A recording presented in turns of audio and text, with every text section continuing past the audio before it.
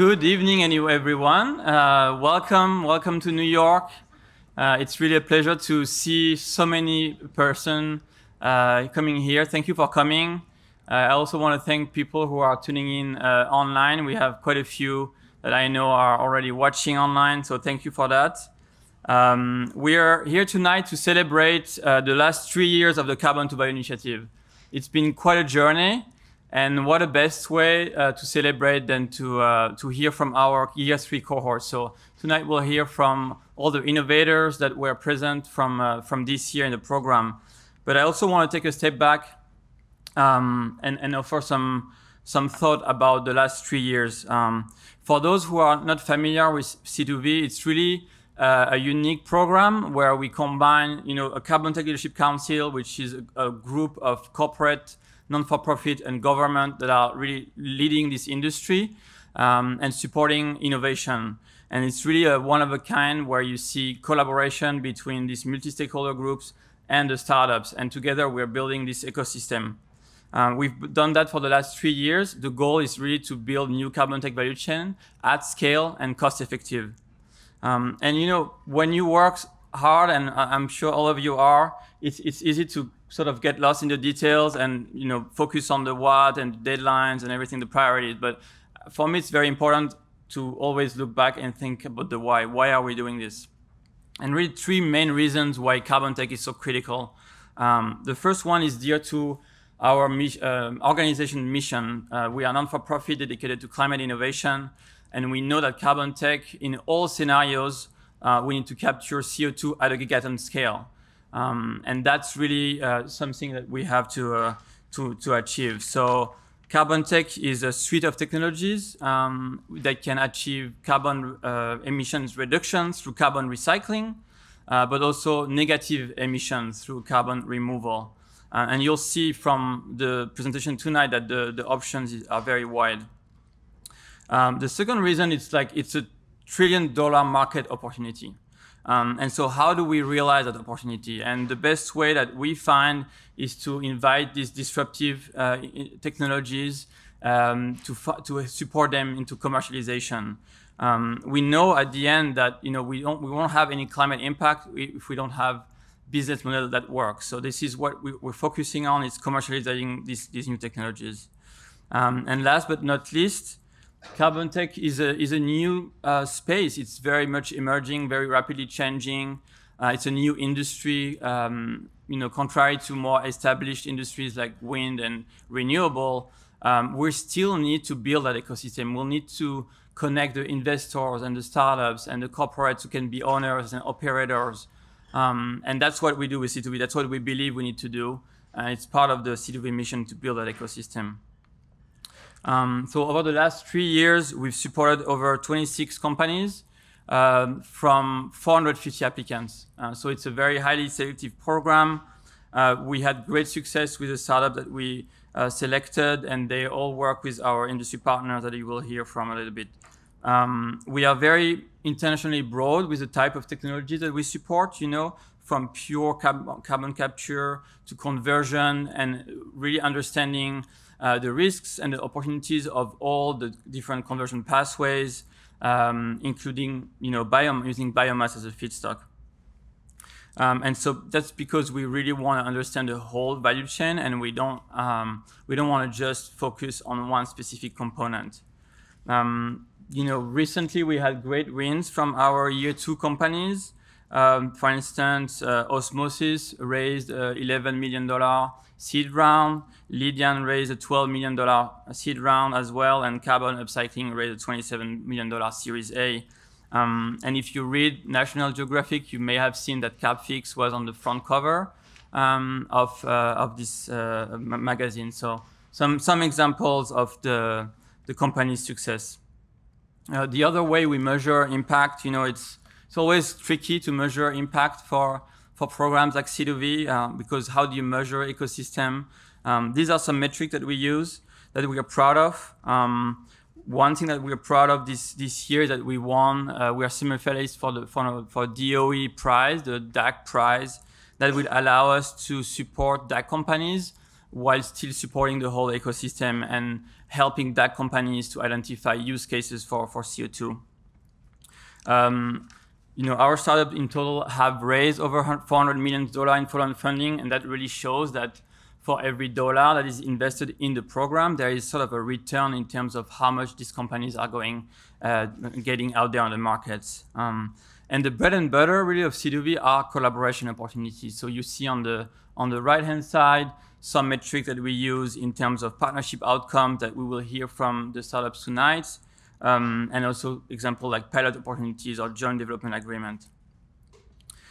There are many people that makes this program possible, and I want to take a little bit of time to thank them. The first group that I want to thank dearly are the innovators. Without you, there will be absolutely no program. It's been really a pleasure to be working along so many bright minds and courageous people. Really, it takes a lot of courage to get into this adventure. C2V for you, it's the beginning of we see a lot of results from our alumni, and we see that these first 6 months it's like kind of your beginning in the journey in the Carbontech ecosystem, and we really look forward to continuing working with you. Next, I also want to thank the Carbontech Leadership Council. This is the unique group, multi-stakeholder group that I mentioned that combine government and corporates and non-for-profit and experts that provide support, thought leadership, and collaboration opportunities to help build that Carbontech ecosystem. Behind all of these organizations are people who make that happen. I want to thank all senior executive CLC representatives that are sitting on the CLC, but also a lot of people who work with them and are actively participating in the program. More specifically, we had the opportunity to work with over 30 CLC reviewers and advisors, and they really have gone above and beyond, dedicating their time, both during startup selection and evaluation, as well as advising the startups to identify collaboration opportunities. And last but not least, none of this would be possible without the C2V team. And it takes really a village, and I want to take a bit of time to thank a lot of my colleagues. Without it wouldn't be possible to happen this kind of program. The first one is on the UFL side, Pat. Thank you for your program vision and your inspiration about the way you support unconditionally entrepreneurs is really inspiring for me. I also want to thank Jessica Gross, who was our C2V program manager, who's helping and managing our CLC member, working with the startups, and has put amazing effort into also this event, even though it was a little bit out of scope for her. So thank you, Jess. Megan Hicks. Megan, if you watch us live from Florida, she's the one who's transforming into gold everything that she touches. She's our lead graphic designer, and so everything that you see, the pins and the graphics and the whole visual identity of C2V, it's really her result. So thank you, Meg. Christelle, you joined the team recently, but thank you for helping us how to show better ways to communicate our impact. I really appreciate that. On the Greentown side, I want to thank Aisling. Aisling, without you, we probably wouldn't have any new C2V cycle, but more on that very soon. I don't want to say too much. I want to thank Noor. Noor is based out of Houston, which is a critical piece of the equation in terms of emissions and potential partnerships. We already have some partners based in Houston. And thanks to Noor, we got the DOE prize. So thank you, Noor, for the support there. Dominic is our program coordinator, and he's been on all fronts, from startup scouting and startup support, and he's really being on all the fire, fighting all the fires. So thank you, Dom. I know you would want to be here tonight, and he's in Boston. He has another program that he has to run. So thank you for the contribution, Dom. And finally, I want to thank Marina. Marina, we've been working together for the last 3 years over the whole cycle every year, and she's really the mastermind behind designing and executing all the phases of this program. So Marina, thank you so much. And finally, on the Fraunhofer side, I want to thank Russ specifically. Russ always been here for us, and Fraunhofer is a very important partner for C2V. They help us vet the scientific credibility of all the startups. So thank you, Russ, for the commitment, and we look forward to potentially bringing more Midwest-based partner to C2V. It's really been a pleasure to work with you all, and I think we can give them a round of applause.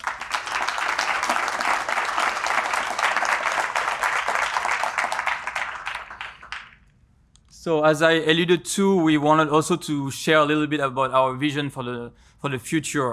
When we launched C2V in 2020, it was really designed as a 3-year program to establish, and give visibility to this type of solutions. And after seeing sort of successes and demand from both the industry partners and the startups, we're very excited to announce that we will be planning a new cycle that will run from 2024 to 2026. This new cycle will not only continue the work we are doing right now with the startups that are sort of TRL 4 to 7 pilot stage out of the lab through the pilot, but also we are actively designing a component to support deployment. We see that first-of-a-kind deployment is really going to be make or break for a lot of these technologies, capital-intensive, risky technologies. And we want to bring partners, we want to bring content that can support a wide range of skill sets that are needed for these founders to grow into and be successful with scale-up, deployment, and ultimately climate impact at scale. Most of our CLC members have already recommitted to this new cycle, so that's very exciting. We're also bringing on new partners, and so we plan to announce the CLC formation in the spring of 2024, as well as having the call for application for startups in the spring. So if you are a startup in the room and you're interested to apply, there will be another program next year, and you can apply in spring. And you can go on our website, c2vinitiative.com, to subscribe to our updates. If you're a partner in the room and you're interested to join C2V and the CLC, now is the right time to engage. You can come and talk to me, Aisling, Pat, and Russ at the networking reception. Right, so with that, I would like to introduce Pat Sapinsley, who's our Managing Director at UFL, for some welcome remarks from the Urban Future Lab. Pat, the floor is yours.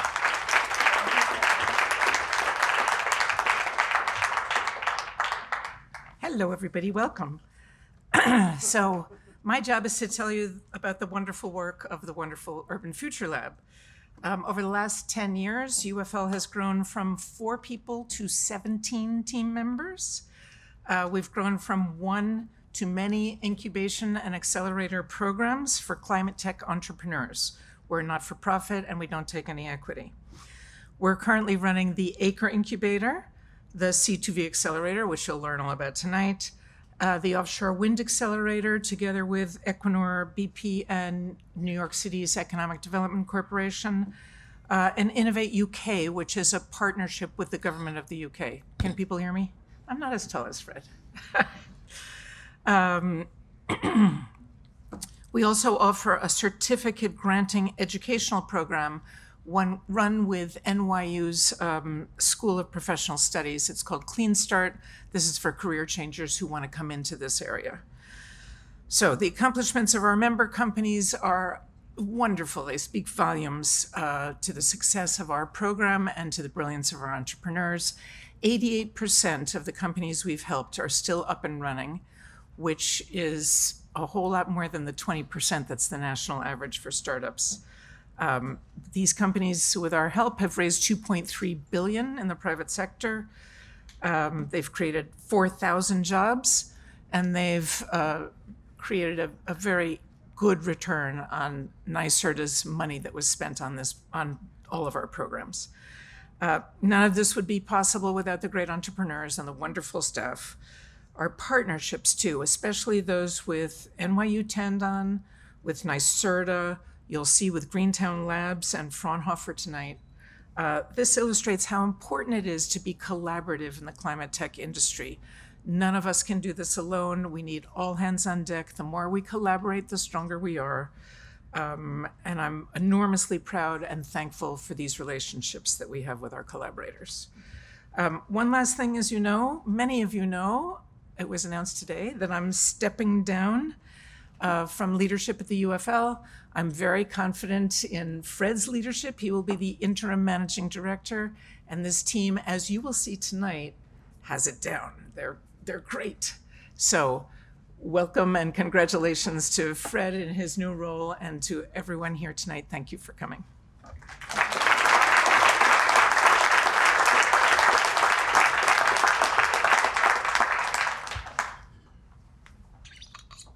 So much emotional, I need to drink. I see this sometimes interview where like, sometimes people have to take a break and just get some water. Well, thank you, Pat. Thank you so much. I think I want to just recognize that what you have built and achieved over the last decade is really impressive. And if we can do that and multiply that impact going forward, it's going to be amazing for us. So thank you for the inspiration. We will miss you very badly, but at the same time, I'm very excited for this new chapter for UFL. And New York is a great place to scale climate tech company. So I couldn't be happier, to be here and in this ecosystem and growing this ecosystem. I think we have wonderful partner, wonderful opportunities here. With that, I would like to give the floor to a very special guest and important partner for C2V. I would like to welcome Doreen Harris. Doreen is the president of CEO of NYSERDA. She has joined NYSERDA in 2010, where she served as a VP of large-scale renewables, where she led the strategic development of New York's land-based renewable and offshore wind resources. She was also instrumental in modernizing the siting of large-scale renewable energy projects. And prior to NYSERDA, President Harris spent more than a decade in the private sector in various management and engineering roles. Since her appointment in 2021, President Harris has been a driving force for behind Love New Energy, clean energy, New York clean energy initiatives such as C2V. And so with that, Doreen, it's an honor to have you. Thank you for being with us, and the floor is yours.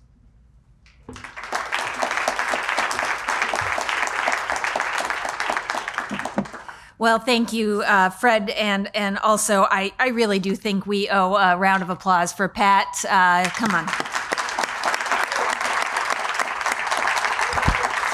Pat has been a longtime partner of NYSERDA, and I think it is really understated the impact that she's had in her time, 10 years. A lot happens in 10 years, Pat.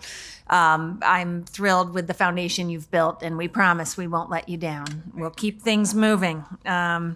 So I am thrilled to be here tonight. I'd say that we have a lot to celebrate, not just the winners, the cohort we're here to celebrate, but also the ecosystem that we are building together.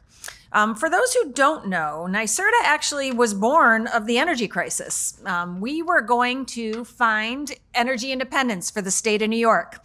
We can see how well that worked, right? But here we are. We're here in a moment where we have a different crisis on our hands, and it is one that necessitates an extraordinary amount of ingenuity, collaboration, and forward-looking behavior that really brings us from here to there.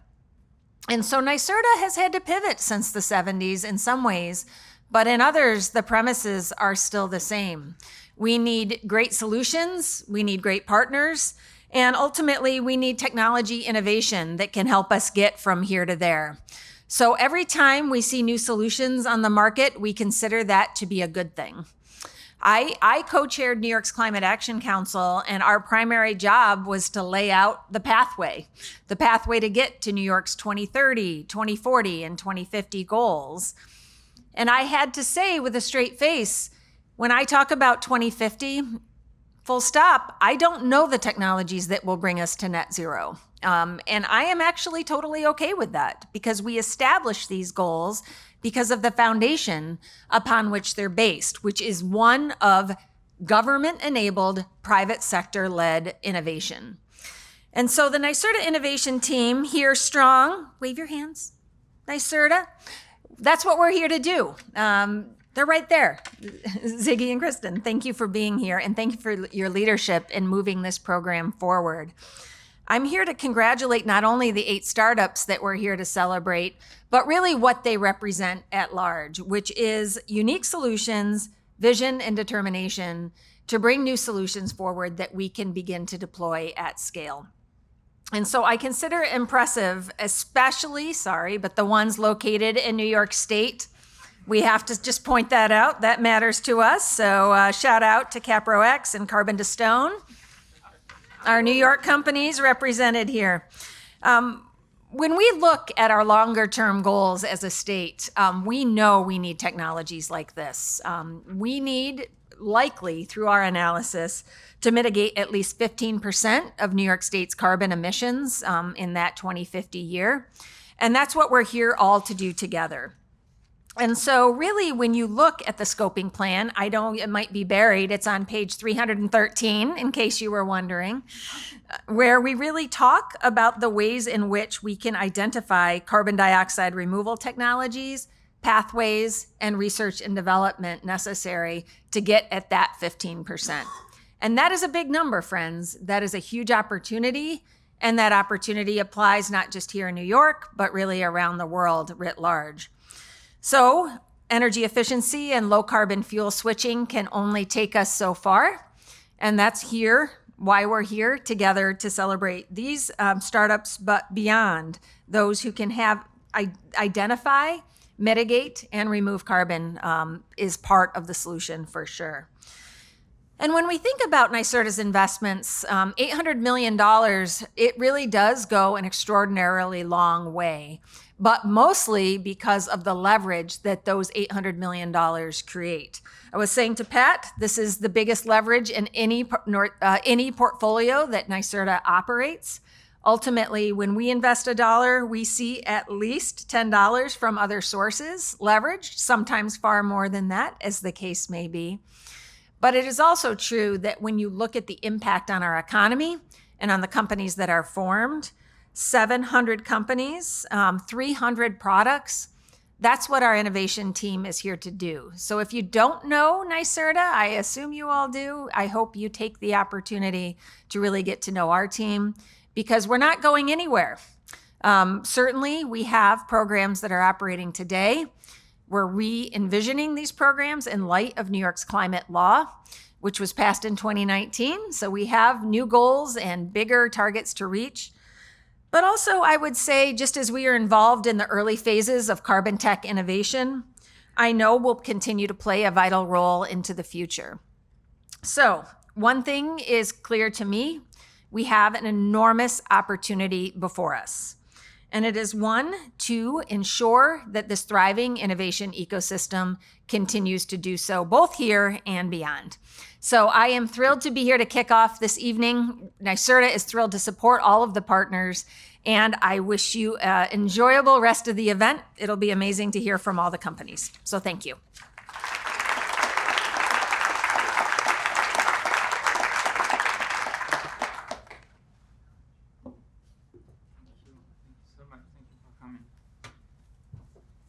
Thank you, Doreen. I know you have to leave us, but it's really appreciated. NYSERDA has really been instrumental in launching and supporting C2V throughout the years.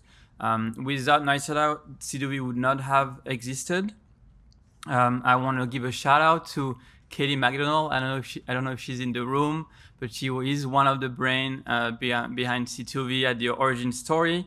And thanks to NYSERDA's catalytic funding, we've been able to match every dollar from NYSERDA with $1 from private investment, and that's not even counting what the startups have raised. So C2V is really a truly example of a successful public-private partnership. With that, I want to move and introduce you to a leader in carbon capture, utilization, and sequestration at the three of them at the same time. Martin Keighley, a CEO of Carbonfree. Martin joined Carbonfree in 2019 with already a lot of experience as a global CEO. Before Carbonfree, he was the CEO of Tata Chemicals North America, where he was recruited to lead and integrate the North American soda ash business with sales of over $460 million. Carbonfree was part of the C2V program in 2021, After being introduced to us by one of their early stage investors, Bill Lees from Bremer Energy Venture. Thank you, Bill. I think you just arrived. That was a very, very good introduction.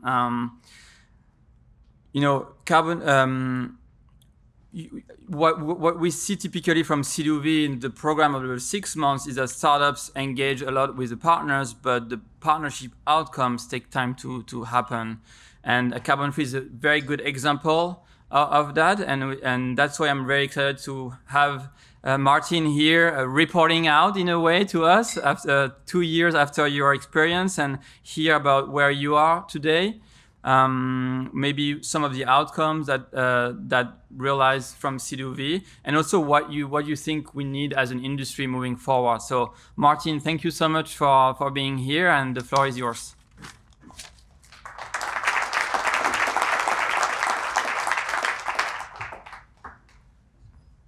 Thank you, Fred. And first, congratulations, and thanks for all your leadership, Pat. I think we wouldn't be here without you. And I think I didn't know that Fred was going to be stepping in as the interim. So congratulations to Fred. So that was a sneaky piece of news, I think.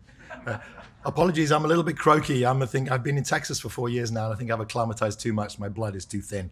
So a little bit about Carbonfree, just building on what Fred said. We're an integrated CC carbon capture plus utilization. So the reality is we do the two in an integrated way rather than just capturing the CO2 and having other companies and technologies in utilization.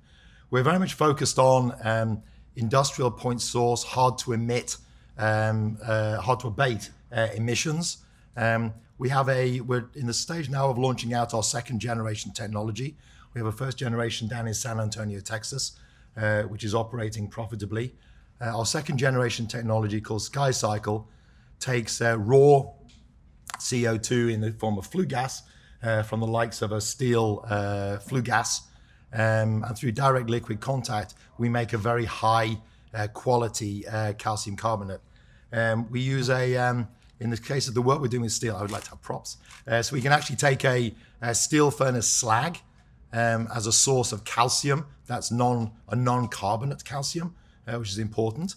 And from that, with the CO2 from the flue gas, we can make a very high purity calcium carbonate. This comes from this, plus the CO2 from the flue stack.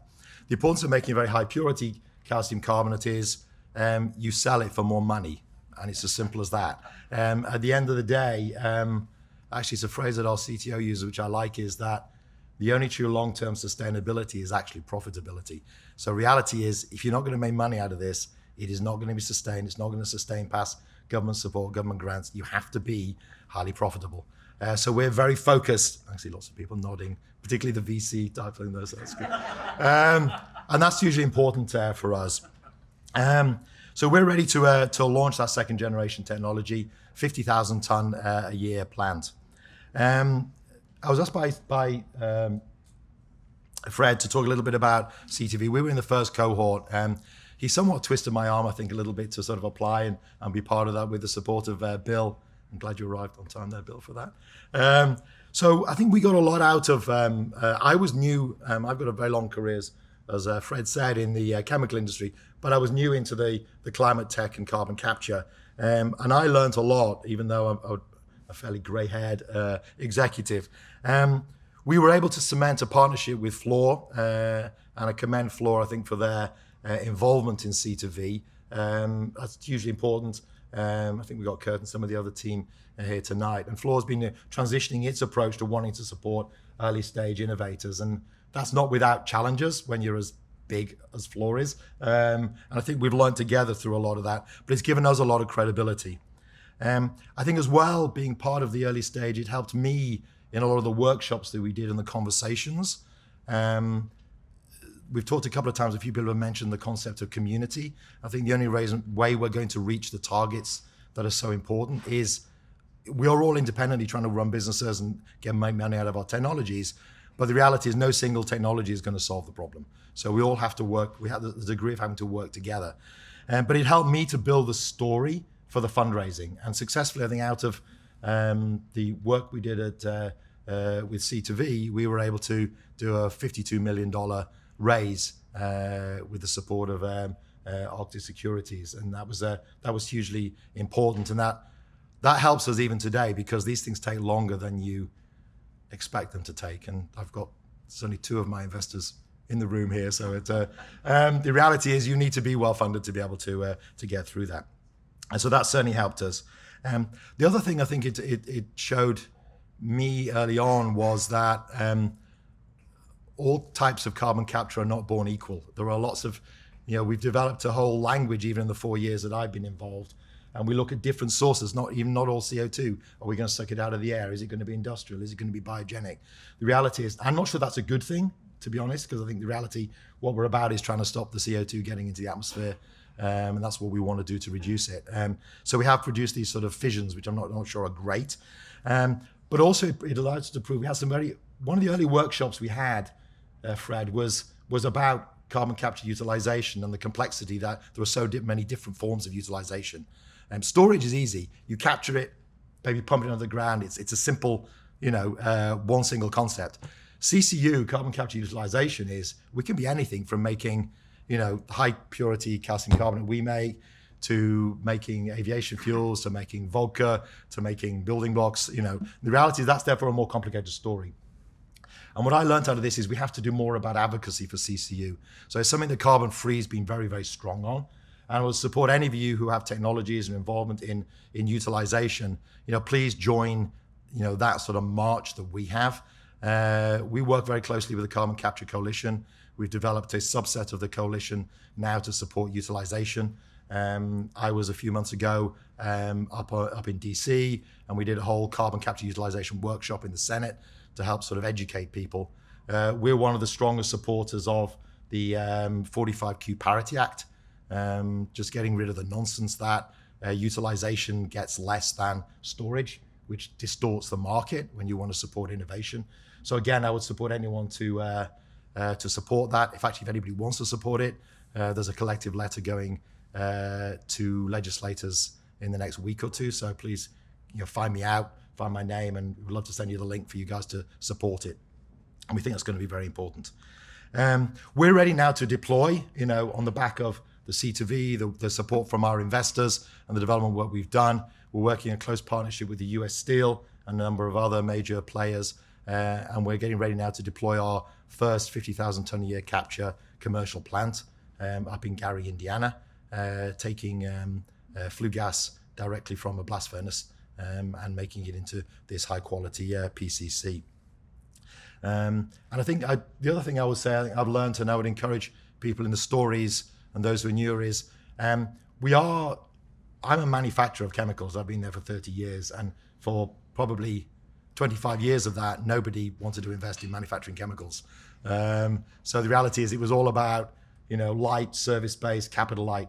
The beauty about the carbon capture industry is we are truly building a whole new industry and infrastructure. And if you're doing CCU, you're a manufacturing plant. You're making something. You're making some form of product out of carbon. And with that comes investment of capital. Along that comes is the creation of jobs. And we need to be very proud of that. I was actually with one of the union. It was one of the steelworkers or boilermakers unions, and this recent thing we did in DC, and they were talking about the renaissance of manufacturing and the fact that carbon capture can be part of that. So we should all be very proud of that. We're creating jobs collectively, and we should shout about that because that also gets the ears of the politicians. So yeah, we're very proud of having been part of the C2V program. I would encourage everybody, particularly as Fred said, we were a first year. We continue to network. The fact that Fred asked me here and I was willing to come from nice warm Texas up here and get a cold, was more than happy. But we network still. We will regularly exchange emails about, do you know somebody who does this? Can you introduce me to something? So I would encourage everybody who's in this year's cohort and future ones to stay part of it, stay part of the network. There's a lot you can learn and a lot we can build together. Thank you.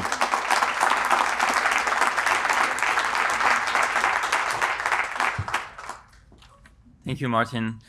With that, I'm very excited to introduce you to Jessica. I already thank her a lot for all her work.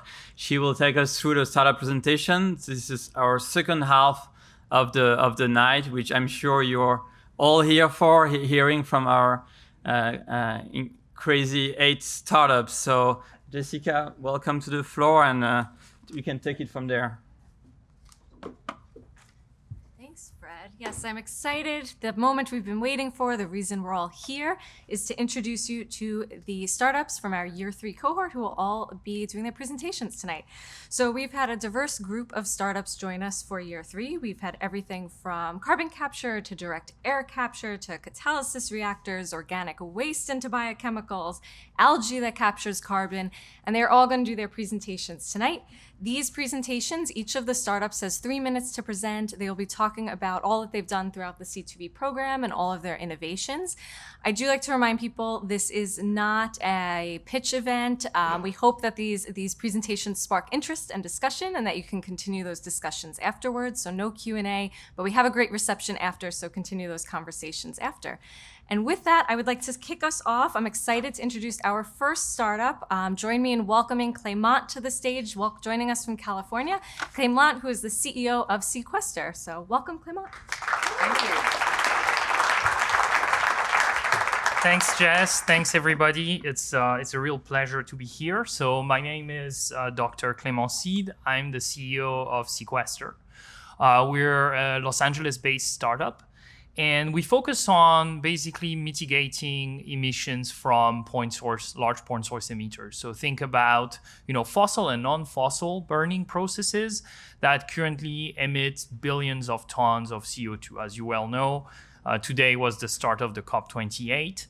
And what we are doing here is working on solutions to reduce those emissions. Now, technology speaking, we started from Caltech. We were very focused on what we were bringing in terms of technology. What we realized with C2V is actually that we need a new name, and we need to focus more on the emitters themselves, because going through the carbon reduction journey is actually our mission.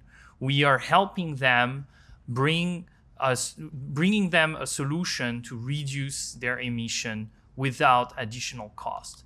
And the way we're doing that is using affordable process. So we're taking processes from chemical engineering that are already at scale, turning them into carbon capture machines.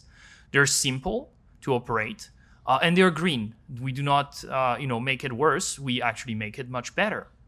And so the name Mitico comes from that perspective of mitigating, getting better, making things better.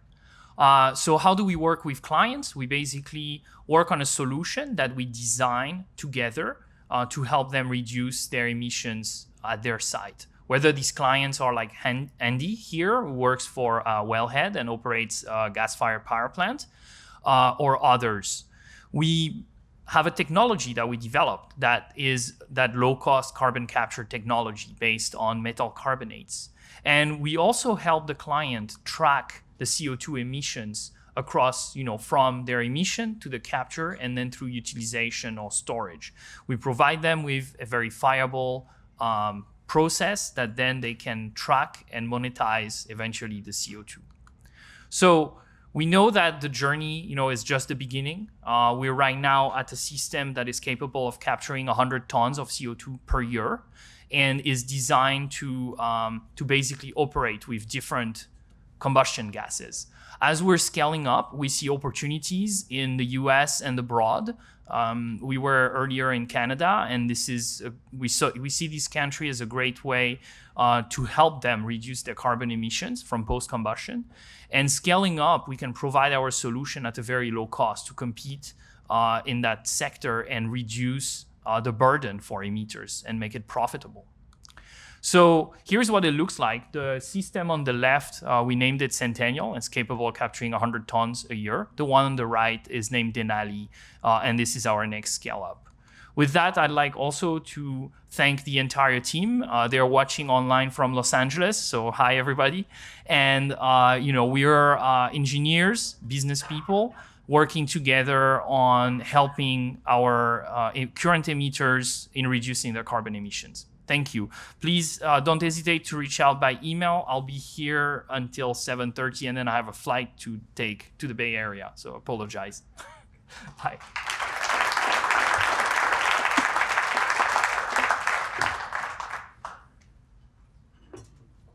Thank you, Clément. I have to update all our files now with your new name. I had to make sure not to reveal it before I saw the slides. Thank you very much. Well, next up, I'm excited to welcome up from Canada. We'll all give a warm welcome to Vida from TerraFixing.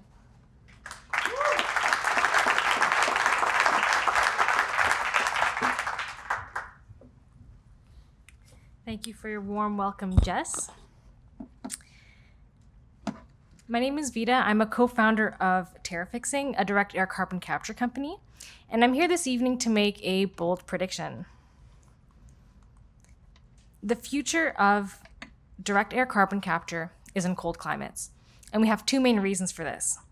The first is that cold climates have the most powerful wind power opportunities in the world, and the vastest reservoirs that can store all of our legacy emissions are in northern climates, such as Alaska, northern Canada, and also in Greenland. Our founder and CEO identified these two major opportunities years ago and sought to develop a direct air capture technology that can take advantage of these two extraordinary opportunities. And in fact, today, TerraFixing is the only company that can do so. Now, why is that? We're the only company that has designed a technology for DAC that can operate in freezing conditions. It was engineered to efficiently capture CO2 from cold air, enabling us to reach under $100 a ton at the gigaton scale. And this is not just in theory. The technology has been proven. It's IP protected. We have gone through several third-party verifications, and we are now in a scale-up phase. Our unique technological innovation enables us to produce units that are a quarter of the size of the competitors' units and that can capture 4 times more CO2. And we can do this because of cold climate operation. So who's behind TerraFixing's innovative technology? Our incredible team of experts include PhDs, entrepreneurs, engineers, and with our technical and business expertise, we're leading innovation and pushing projects forward so that we can enter this greatly undersupplied carbon market and reach the megaton capture scale by 2030. Now, in Canada, there's a saying that goes, all paths to net zero run through Indigenous land. And this is why we have partnered with local Indigenous communities and have already secured the permits for our pilot deployment, that red dot, which is in Fermont, Quebec. We're also partnered with Tuglik Energy, who are a renewable wind power provider that are developing wind power installments in each of those blue dots that you see so that we could deploy wind power and DAC together near mining sites, decarbonizing them, as well as the neighboring Indigenous communities that suffer the most drastic effects of climate change. We have already sold $240,000 worth of carbon removals, and based on our initial customer traction, we believe that we're going to be a major player in this 2030 carbon market, which is forecasted at $800 billion, and that's in the United States alone. TerraFixing's unique value prop, if I had to leave you with one thing, is that we are developing direct air capture and wind power deployments together. And we do this in cold conditions and can reach under $100 per ton at the gigaton scale. So we're extremely delighted to now be alumni of the Carbon to Value program.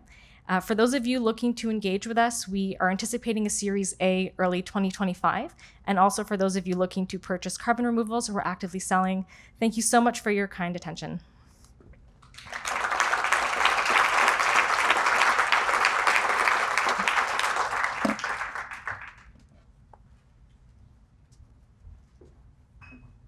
Thank you, Vida. I feel like the cold weather this week is the perfect backdrop to talking about TerraFixing. Next up, we're going to welcome to the stage Leo, who is joining us, VP of Strategic Development, who is joining us from California as well, from Capture-X.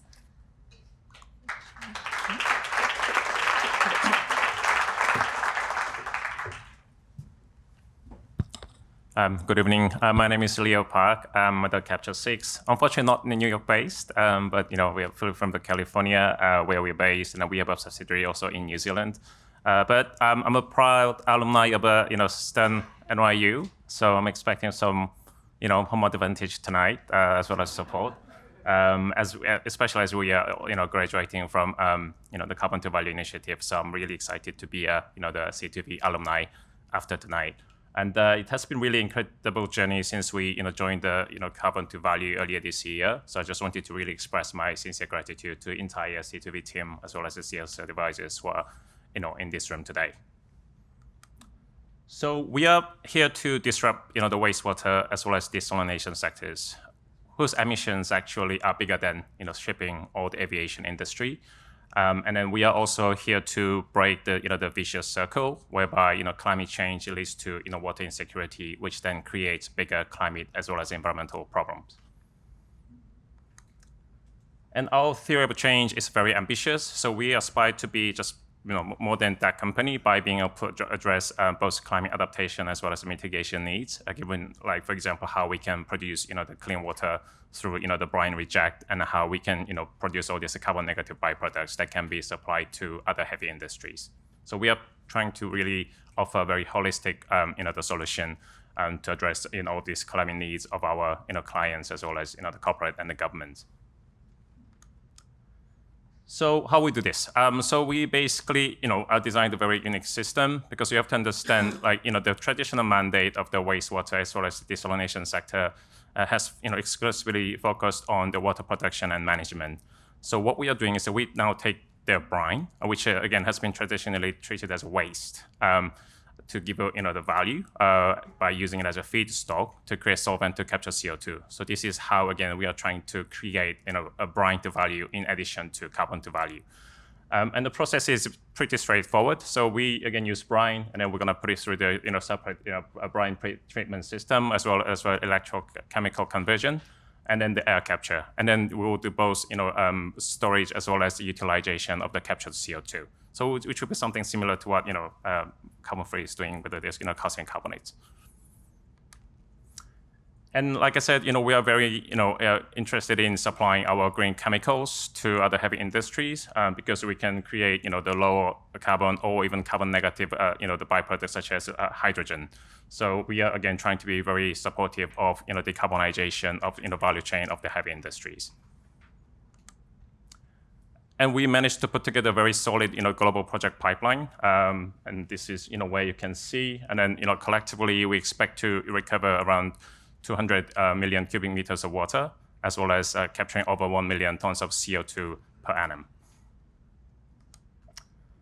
And again, I wanted to really, thank the C2V team once again, given, how they have been really encouraging us and then trying to push the boundaries and then provide all the support. They were always, at our fingertips whenever we needed, their support, and they gave us a lot of, guidance and helped us, expand our industry connections and also try to, help us to refine our value propositions as well as the go-to-market strategy. So just really want to really thank them, and also as with the interactions with all these Cohort members has been really interesting exercise and experience for us to again further develop our business model and partnerships. And since joining the C2B, we have achieved many interesting accomplishments, including getting 8 million grants from California Energy Commission to build our pilot facility in Southern California at the town of Palmdale. And then we have also signed very interesting CDR credit transactions, including with the TerraFixing as well as the Respira. And I'm actually also flying to South Korea over the weekend because we've been selected as a finalist of World Water Challenge during the Korea International Water Week. And as Pat said, all hands on deck, literally. So we need your support. Thank you so much for tonight.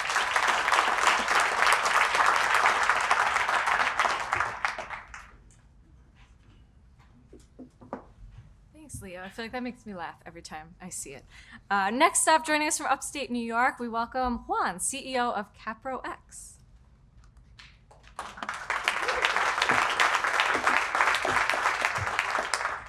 No offense, Martin. I was waiting for something. My mom's going to ask, what was that? Anyways, my name is Juan. I'm the CEO for Capro-X. I'm here to tell you about how we're using natural biotechnology to turn waste streams into valuable products, chemicals you might even be able to have in your hands. So these are examples of our biotechnology future. These are sustainable products that you might have been able to buy in the store. So yeast making leather, enzymes making plastics, and then fermentation making ethanol for gasoline. But have you ever thought about how sustainable some of these bio-based products actually are? You might be very surprised to learn that all of these products, a vast majority of sustainable products, use food ingredients like cane sugar, corn, and soybean as feedstocks to make our sustainable future. So how sustainable can that be over time?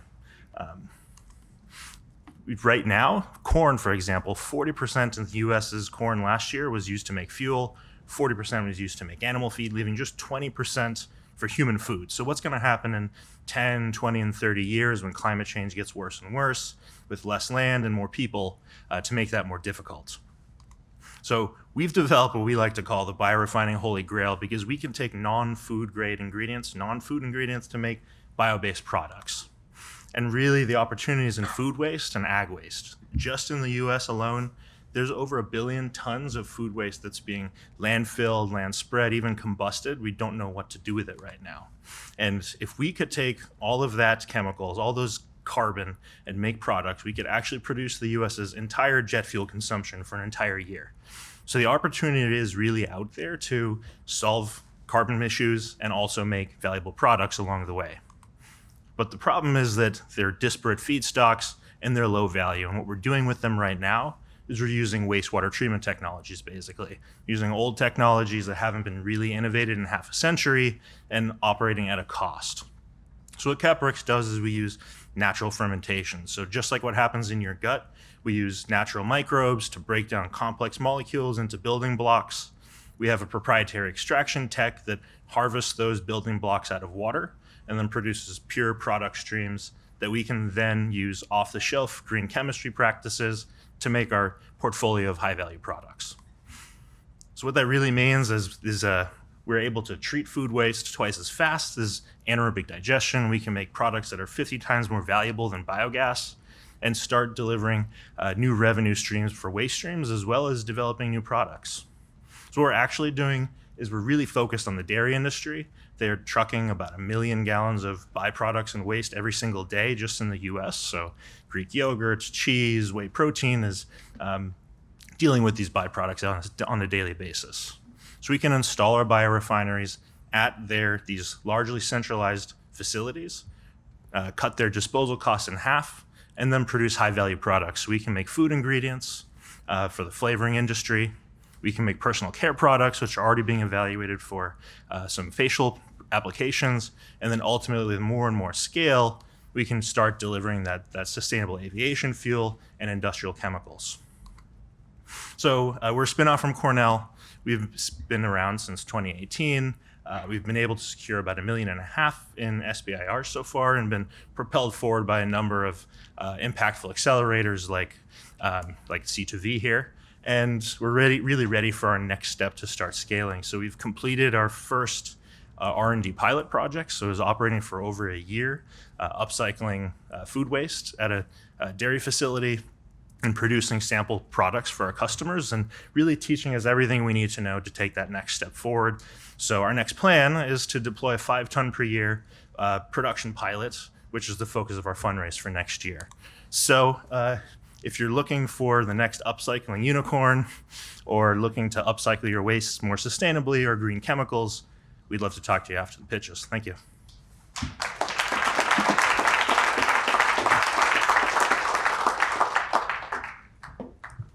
I was thinking of Juan's presentation as I was eyeing the cheese board on the other side of the room over here. Great, so joining us leaving the warm weather of Hawaii to join us here tonight, we have Dave coming to us from Global Algae.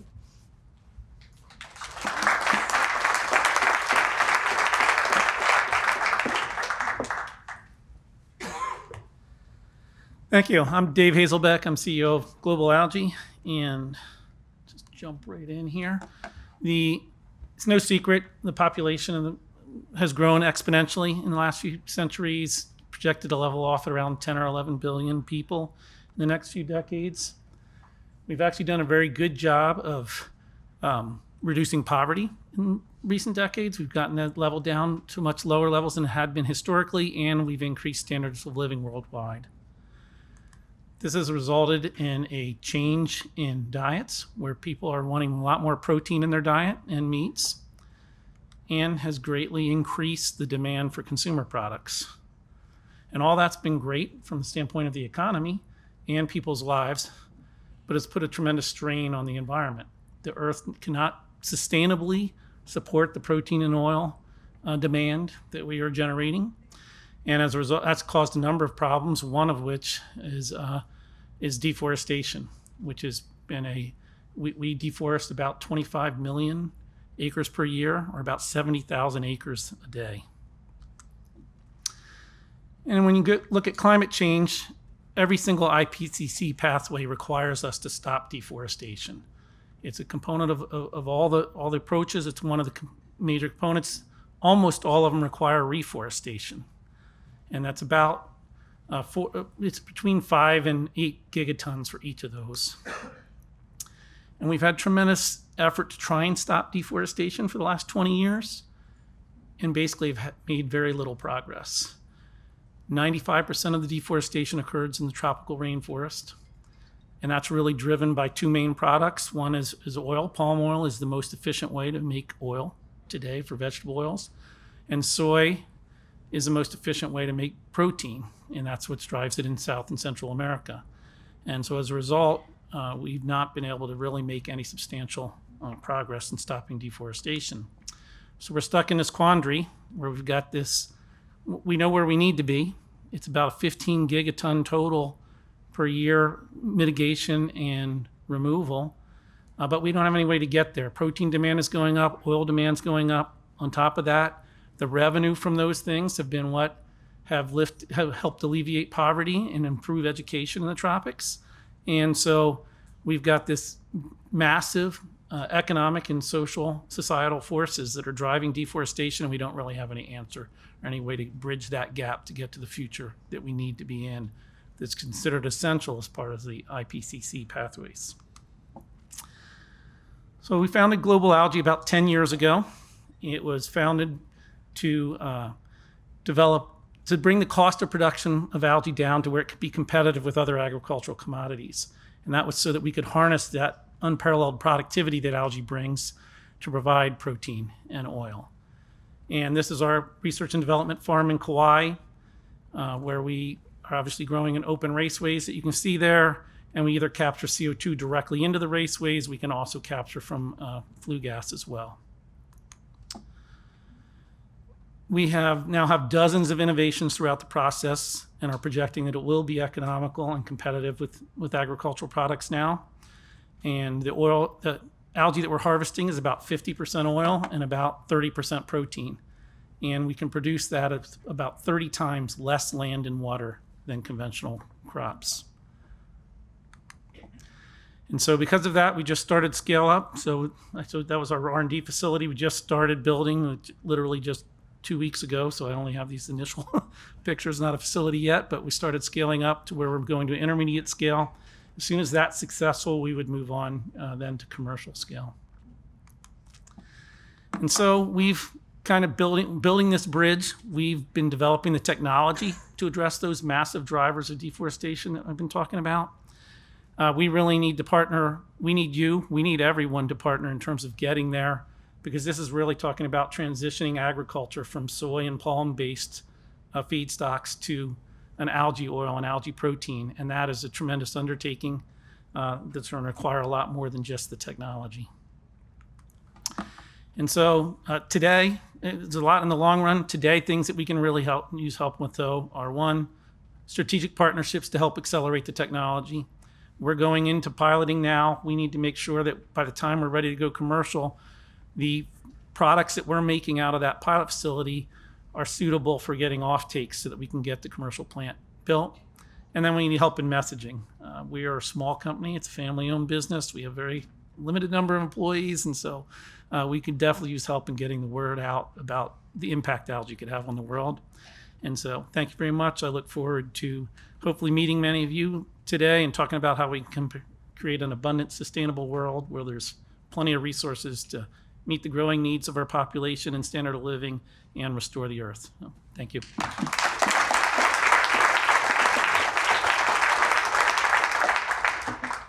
Thank you, Dave. Next up from upstate New York, let's welcome Shrivant, CEO and founder of Carbon to Stone.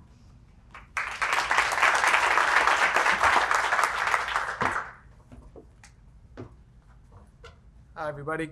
Good evening. I'm Shravant Gadikota, the CEO of Carbon to Stone, another proud NYU Stone alumni, as well as upstate New York resident. So really pleased to be back here in New York. So Carbon to Stone is working on industrial decarbonization technologies, and we are working with industry partners to allow them to capture their CO2 emissions, as well as convert their residues into usable forms. So I'm sure we are all aware of the need to capture a whole bunch of CO2 to achieve our net zero goals, as well as capture CO2 that's already in the air. But there's also another valuable opportunity to utilize industrial residues, right? So one residue that you see here is steel slag, right? And there's a whole bunch of it, 500 million tons of it generated every year, and a whole bunch of it already stockpiled. So there's an opportunity for us to utilize steel slag to be able to capture CO2 emissions from the industrial partners. And that's just the tip of the iceberg. There are about 20 billion tons of industrial residues that are conducive for CO2 capture all around the world. A lot of it here in New York State. So we've already established strong partnerships with industrial partners here in New York State. So how do we solve this problem? Right? Existing technologies have a multi-step approach. So there's a process where CO2 is captured, it's transported, it's stored, and utilized, right? And so all of those processes add to the overall economic cost, as well as the environmental cost of managing these residues. So what can we do to address this challenge?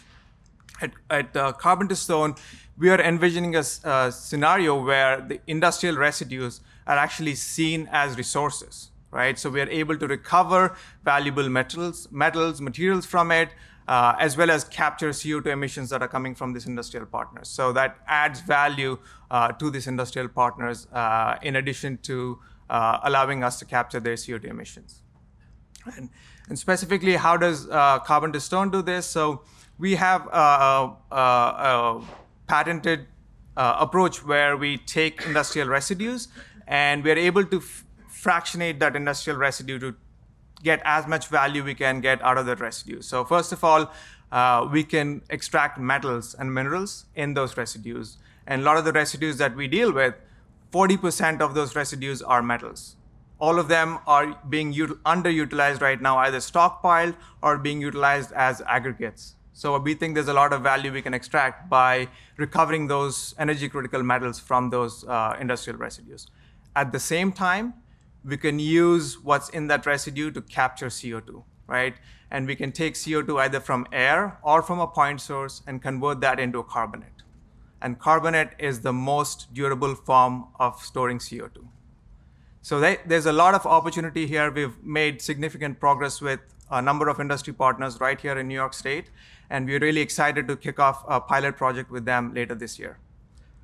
With that, very excited to be part of the Carbon to Value initiative. We've learned a lot through the number of resources that were available to us, and very excited to see this ecosystem evolve in New York State. Thank you so much.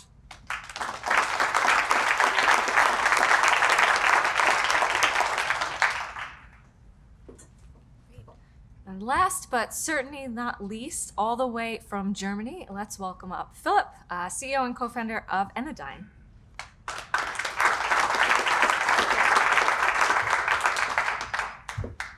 Yeah, they always put the jet lag German last. Hi, I'm Philip. I'm the CEO of enaDyne, and we at enaDyne, we have the goal to combine the fight against climate change and profitability. And we do that by producing chemicals and fuels from carbon dioxide at or even below the price of current petrochemical alternatives. And with that, we have the goal to, first of all, sequester gigatons worth of carbon dioxide. We want to defossilize the chemical industry and even stop CO2 of being emitted in the first place. And finally, we want to close the gap towards a fully sustainable and profitable circular carbon economy, because we believe that profitability is the one key to really make carbon to value technologies work. And we're doing that with a technology that's called non-thermal plasma catalysis. So instead of heat and high pressure, we use a specialized ceramics material to ignite a non-thermal cold plasma that works between 50 and 150 degrees Celsius and around ambient pressure.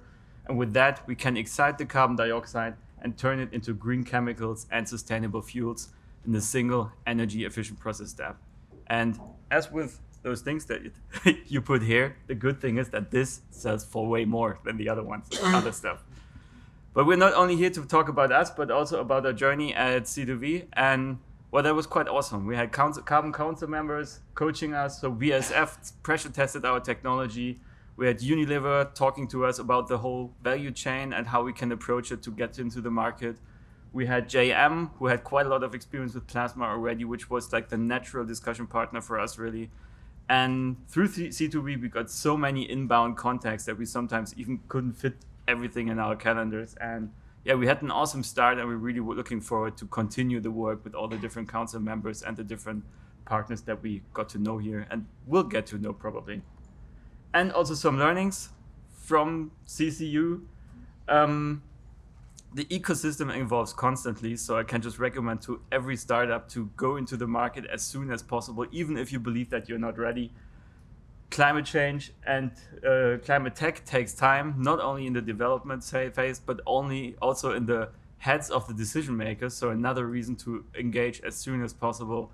And finally, for you guys may be obvious, but for us, it was really a nice experience. The US is really an awesome place to get into climate tech, because here, new technologies are incentivized and not CO2 emissions are disincentivized, which is an awesome environment for startups. And well, C2V is the perfect place to start with that, because they give you the three things you need the most.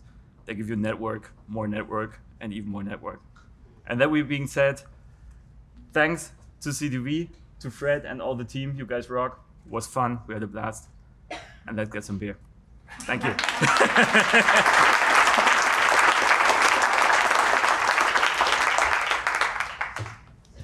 Well, I don't need to do the closing remarks. He's done the whole job. Very shortly, I want again to thank all of you for coming today. I also want to thank again for people tuning online. I know you are many watching, actually getting texts, live, so that's cool. I hope you enjoyed the speaking program. Now it's time for the fun part. The reception is open. The bar is officially open.